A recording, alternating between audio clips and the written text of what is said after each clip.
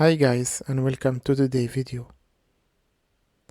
In today's video, we will go through the UART protocol and we'll see the pinout of our UART protocol without the support of flow control.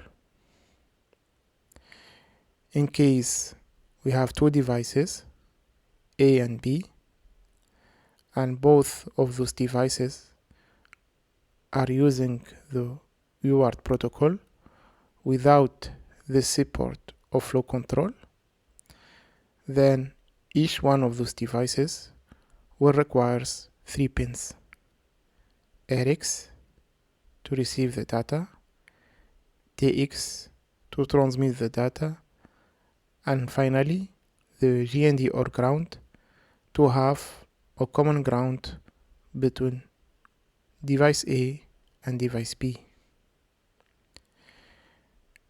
Device A can transmit the data via the TX line to device B, which will receive the data on its RX line.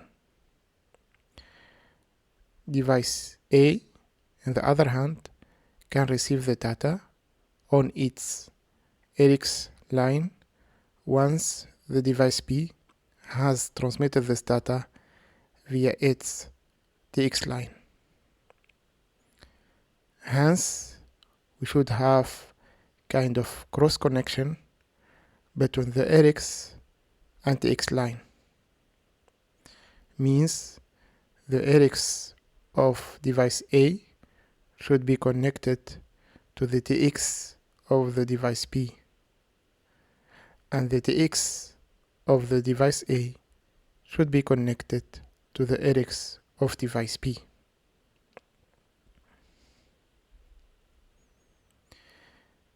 If you want more videos, free blogs, articles, or tutorials, as well as online courses, then feel free to subscribe to our YouTube channel, as well as checking out our website.